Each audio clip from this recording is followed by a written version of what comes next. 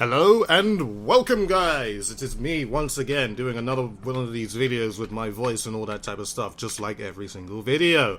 But hello, guys, and welcome. It is ThatSrb2DUDE doing another one of these gear setup videos, since you guys do enjoy my commentary over it. So, you know, I felt like, let's do another one. I'm just gonna say, for this series, I'm probably gonna do weapons that I actually use and actually have a lot of confidence with, and probably, well, weapons that I basically use in tournament and all that type of stuff. So, today I'm actually going to be covering the custom blaster.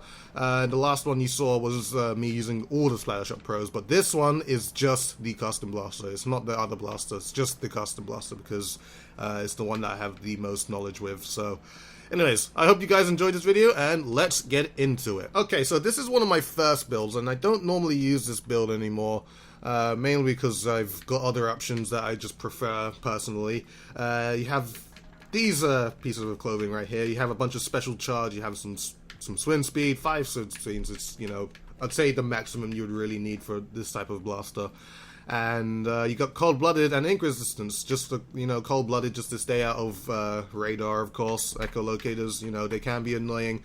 And the type of weapon this is, it's a close-range weapon, and it can do really good flanks with the bubble combination. So building up your bubble a lot with this weapon and this type of gear setup is, you know, it helps a lot with doing flanks and all that types of stuff. And the cold-blooded, I mean, if there is another Elia or Dynamo on the other team that has Echolocator, you know, you're under radar and it's just easier to flank. So this is basically what this type of class is. It's one of those flanking classes. You want to flank with this class. So this is my synopsis of why I've put all of this together, and I hope you guys enjoyed this one. Alright, so this is another build, and of course it also favors special charge up a lot. Because special charge up on a blaster, I'm just saying, it's so helpful. I mean, you shoot just a little bit, you got your bubble. And it's so easy to get bubbles just using loads and loads of special charge up. But the idea of this class, I mean, I normally only run about 4 swim speeds or 4 swim speed subs on my blaster, or this particular blaster, and you know, it's helpful for me. I don't know why. It's that specific number of swim speeds is just really helpful for me. But why you have some ink recovery here as well. The ink recovery is this is more or less a efficiency speed special charge set. But the ink recovery is basically if you run out of ink just for a second, you just dip inside the ink and then you already have like 2 shots already. So it's basically for you to always have a shot as soon as you reload or something. And it's one of the it's really helpful. You only really need 1 ink recovery sub for that to be, well, for you just to have 1 shot. I mean, if you hit somebody, maybe, okay, let's say if there's somebody that has a bunch of defense up, you hit them twice and they still don't die. It's mainly because of the defense up and because you don't have any damage up. All you need to do is basically dip into the ink by, well, squidding, of course, swimming, just for a second, and then you shoot for your next shot, and then there you go. You get the kill. Hopefully that the person doesn't shoot at you, of course. That's one thing to remember, but yeah, this is pretty much the idea of this class. It's just so you can have, you know, unlimited amounts of shots, and you don't have to worry about running out of ink all the time, and it's great. It's great. Now, I'd just like to mention that with my blaster builds, the shoes, the red high tops, and the fish fry visor are probably the most worn pieces of gear in all my blaster builds, because I really favor special charge up on a blaster. I mean, having special charge up on a custom blaster is so helpful. You do not understand. You can replace it with tenacity. I'll say running it with tenacity is really good, but the thing is, I don't have any tenacity special charge hats. Let me see if I can actually get one. I recently did buy another. Oh wait. I could probably put on this one, but my inkling just doesn't look as good. I'll probably have to wear the gas mask or something. I want to get some special charge up with the gas mask, and so I can do something with that. But anyways, as I was saying, this is another build. I completely went off topic there, but this is another build. This is a damage up build, of course. If you're facing people that have defense up, you know, it's not going to be as much as a problem as the one main damage up is really all you need, because it makes the 50% per hit shot more consistent. And, you know, if anybody is running defense up, it shouldn't be as much as a problem, unless they're running about 6 mains of defense up. But, you know, in reality, nobody does that anymore, because there's all the nurse and all that types of stuff. So, you know, it's unlikely, but people are going to run defense up. So, maybe 1 main or 2 mains, or probably the most of 3 mains. So, this is the type of build that's going to help that. And, of course, the damage up and special charge combination is really nice. So, you know, just one thing that I'd like to mention. And here we go to probably my best build for my custom blaster. You're probably looking at it and just like saying, what the hell is this? It's kind of a mishmash of everything, but of course, okay, so I'm gonna put the most like explanation for why I put everything like this. It's a very specific build and all that type of stuff. So let's get into it. So, you have the 1 main and 2 subs of special charge. Of course, that's also to build bubble pretty fast. You can still get pretty fast bubbles with just this amount of special charge. Of course, you can get more with more special charge, but this does the job. This just does the job really well. You have 4 subs of swim speed, as I said before. This amount of swim speed, it works for me. It works really well for me. I'm able to be very mobile with this amount of swim speed. Majority of the time, I don't like stack so much swim speed because mainly I know that I'm going to be jumping a lot, so I'm going to be in and out of the ink all the time. And the only really time when I need the swim speed is if I ever need to like travel somewhere. But this is enough swim speed for me. This is all I need really, and I don't really need to travel too far all the time because I go at a steady pace, and I usually kind of shark my kills or splats if I need to. The explanation for sharking, it's basically when you're in the, you know, you're in the ink, you're waiting for someone to pass you, and having more swim speed than that, because you don't need swim speed to do that, so you just need to, you know, just stay put. But that's what sharking means. But yeah, that's the amount of swim speed I need. I'm just saying that now, just so you guys understand.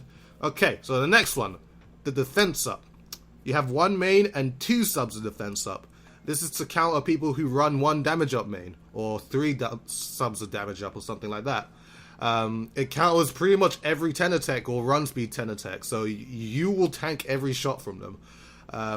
Even with fall off damage, it will counter 52 gals that don't run enough damage up. Actually, no, I don't think that's actually not true. Okay, well, no. It will counter 52 gals that don't run enough, or that has inconsistent fall off damage, I guess. That's probably the best way I can say it.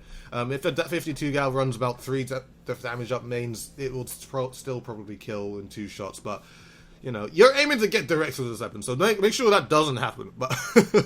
But yeah, this is to counter 10 attacks and other blasters. This is another important thing. It counters other blasters, especially other custom blasters or lunar blasters. With this amount of defense up, you're potentially able to survive 3 shots from a blaster more consistently, which is really nice to have.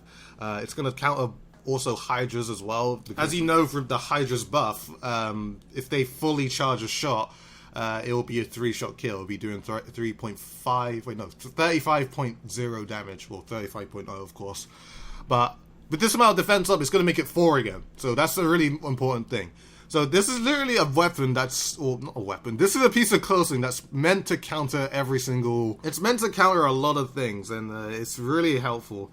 And it's pretty much the reason why I stay alive with this type of blaster. I'm actually going to show you some tournament footage after this particular build, just to show you, you know, how effective it really was, because there was this commentated tournament series that I just did really, really well, and I was using this specific build. The ink recovery, as I said, for the last efficiency build I had, of course, it's for me to dip into the ink and have at least 1 shot instead of the 2. If you run about 3 ink recoveries, you probably get about at least 2 shots out. But with this one, you get at least 1, which is, you know, good enough. It's good enough. I'm gonna go for that direct because that's all I go for and all that type of stuff. And the ink recoveries, or not the ink recovery, the ink resistance is self-explanatory. If I fall into people's ink, I'm not going to take as much damage, and the defense up helps with that because the defense up also helps with you resisting damage when you're on other people's ink. So it's just, you know, it's a really good combination of everything. You know, it's a very a bit of everything build, and it works really, really well. So, yeah, this is pretty much all my builds that I run for my custom blaster. I could show you my standard ThatSrb Pro and you know, 96 build once again, but it's literally the same thing. That's just an all-around build. But anyways, this has been the video. I'm going to show you the tournament village now, so I hope you guys have enjoyed this video. Please like, favorite, comment, and subscribe to the channel if you haven't already. Follow me on Twitter and Twitch, both in the description below. Do it for both if you're feeling generous. And as always, guys, this has been ThatSrb2Dude. I'm going to show you the tournament village, and I hope to see you guys in another video. Stay alive for that long, and it's going to cost his team a fair amount. 45-point mark has been reached by HAO, but oh, I thought that was a direct hit onto him. No, I don't think the range was long enough to be able to hit onto the Rainmaker, but just as I say that, that's a quick double kill coming in for Dude, and now maybe able to push this even further for this Team Paradise side, who at the very beginning was struggling, but he has the bubble at the enemy base now. Oh, Blaster at the enemy base. He's just going to lock everybody out right now. And already to the 17-point mark, the double kill coming in for them. Beautiful play coming in from Team Paradise, and just like that, the tide has been turned. Japanese side will be once again forced to their own base, and they can't do anything, and that's it. Just like that, Team Paradise dominate this Japanese side. And the bubbles at the spawn platform. What are you going to do? Literally nothing you can do. You just can't allow it to get to that point. And that happened because they overextended on the push maybe a little bit too much. You can't have all 4 members go down all at the same time like that. Opting to keep their weapon despite the lack in visibility and range from most angles. We'll have to see how it turns out for them. Team Paradise going to stay with that E-leader on the star side. Okay, I didn't catch that one. Disruptor coming out onto the opposite side of the main tower. Looks like we have a blaster fight, and Dude will come out on top. Area with the help of his team right there. Yeah. Blaster extending a little bit too far, not where he wanted to be. Oh, he gets 2 hit markers, but they don't come up in time. But either way, he gets a direct hit onto Fuji. Finally, once again, encounters another 1v1 against Lon and will come out on top. That's quickly 2 zones being taken by the western side. And now, can they hold on to it? They do have Dude has really been on point with some of these directs. He's been doing really well throughout all the games so far. Some clutch directs. And another direct onto Iku as well.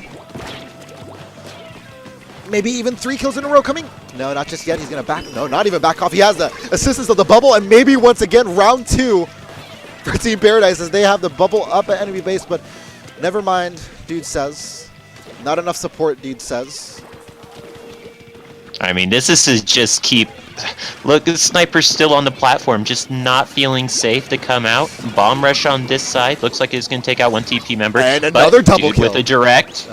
And another direct. Direct after direct. You would think this is Nintendo playing, but regardless, it looks like Dude is having absolute domination over this Japanese side and able to come up with another kill over Fuji. This is looking like a quick game for them, and 2-2 seems to be the score here. Oh, I may have called that a little bit too soon. I apologize. Nope, that's still a lot down for Star right here. Just need to cap that zone, and that's going to be game. 2-2, just like this is the quickest set. Okay, this makes up for the time we went overboard for the past match. Team Paradise doing a very good job of bouncing back.